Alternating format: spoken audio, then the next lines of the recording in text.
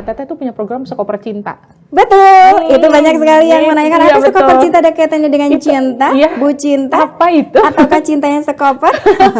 Apa itu Teh? Sekoper Cinta itu sebuah program menambah pengetahuan, termasuk keterampilan buat perempuan. Oke. Singkatan, Sekolah Perempuan Capai Impian dan Cita-cita. Ya, jadi nggak ada kaitannya dengan Bu Cinta ini sebetulnya di awal, hanya karena saya sebagai salah satu penggagas pada waktu itu. Nah, program ini bergulir 2018 sampai sekarang 4 tahun lebih, 5 tahun.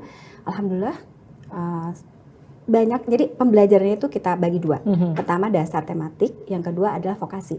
Dasar tematik itu lebih ke pengetahuannya. Bagaimana perempuan tahu bagaimana cara mengurus anak, pola asuhnya seperti apa, bagaimana cara dia merawat organ kewanitaannya, bagaimana dia bisa menjaga hubungan dengan suami istri, kemudian juga dengan anak yang memiliki remaja dan lain sebagainya. Bagaimana kemudian dia tahu dasar-dasar menerapkan pencatatan keuangan bagi keluarga saja. Jadi fokusnya kepada pengetahuan sampai detail terkait dengan gizi, terkait dengan kebencanaan. Kan di Jawa Barat itu hampir 2.700 kejadian kebencanaan dalam 1 tahun. Jadi kita masukkan terkait dengan konservasi air. Itu semua dimasukin yang dasar banget, pengolahan sampah dan itu awalnya seperti itu. Kalau yang kedua ini vokasi. Vokasi itu kita sebut keterampilan khusus. Jadi itu langsung fokus kepada pemberdayaan perempuan bidang ekonomi. Jadi dia belajar bagaimana cara memasak, karena supaya apa? Supaya dia bisa jualan, punya catering dan lain sebagainya.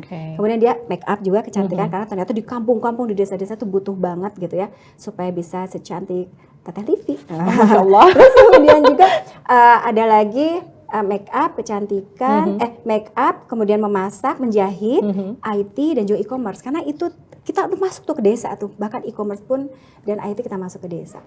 Nah, ini kita dorong agar supaya kemandirian ekonomi itu muncul. Itu sudah lebih dari 1.400 lulusannya untuk yang vokasi, sementara untuk yang dasar dan tematik itu sudah 69 ribuan seluruh Jawa Barat. Saya bersyukur di Kota Bandung sendiri, dulu tuh kita mencanangkan hanya 100 perempuan per tahun. Ternyata di tahun ini ada 1.500 perempuan. Jadi keinginan itu dari mereka sendiri dan itu saya acungkan jempol. Tapi kan ada kritikan tuh yang masuk. Betul sekali. Itu yang mau aku tanyakan. Gimana tuh Teh? Soal sesuatu yang kemudian niat kita baik tapi tetap aja pasti akan ada kritikan yang muncul. Asli, tidak mudah untuk memperjuangkan sesuatu yang menurut kita sebagai perempuan itu penting sekali. Jadi jangan salah. Penolakan itu tidak saja datang dari kaum laki-laki, tapi juga dari perempuan. Bahkan di legislatif kita dulu di awal-awal. Padahal kita semangat untuk memperbaiki bagaimana derajat perempuan. Ini berkaitan dengan pendidikan, ya. Pendidikan itu dari sisi pengetahuan dan keterampilan. Bagaimana perempuan yang tadinya tidak tahu menjadi tahu, bagaimana perempuan yang tidak mau menjadi mau dan tidak mampu menjadi mampu. Itu clear pendidikan di situ.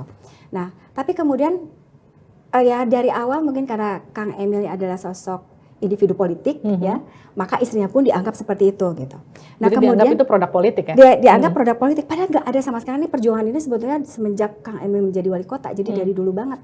Cuman gimana gitu, memperjuangkannya itu yang sulit banget. Sampai akhirnya iya pun itu, waduh Masya Allah gitu ya. Nah jadi saya bilang begini, ini program yang bagus dan sudah diteliti loh dengan nyata. Saya juga melakukan disertasi terkait dengan itu dan dinyatakan bahwa ini sangat penting begitu ya.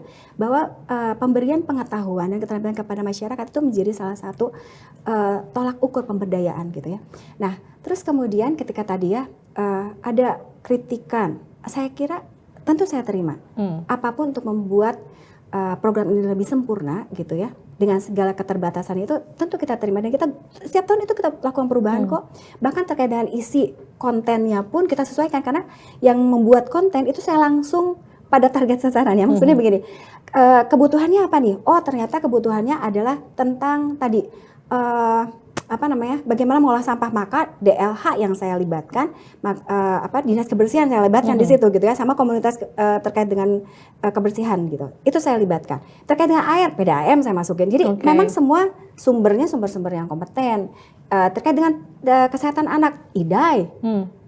Kesehatan keluarga, IDI saya masukin. Jadi memang dari mereka gitu, mereka berkontribusi gitu.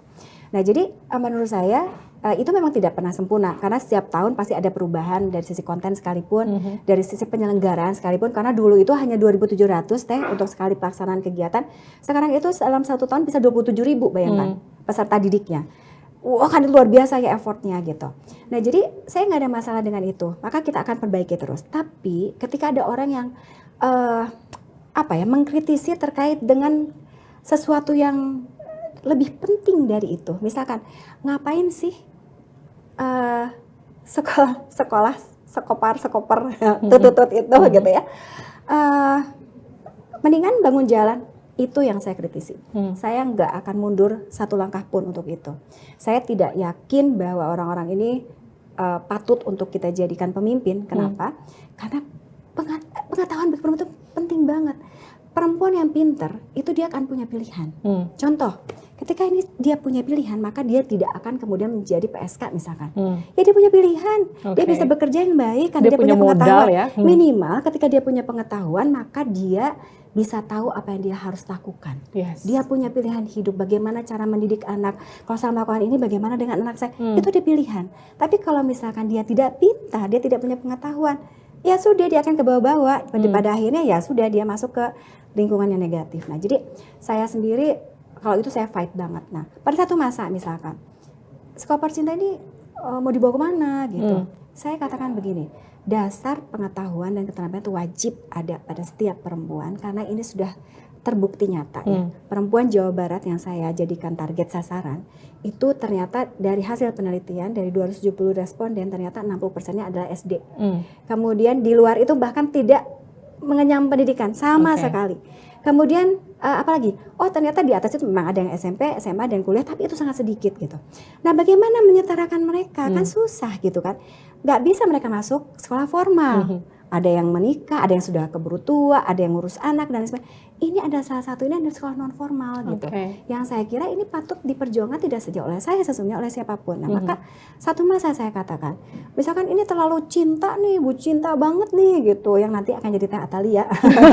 Saya katakan terserah mau berubah namanya. Saya nggak peduli berubah namanya, tapi bahwa kemudian ini adalah sebuah program yang baik, jangan kemudian dianggap buruk begitu tuh loh maksud saya. Itu aja sih.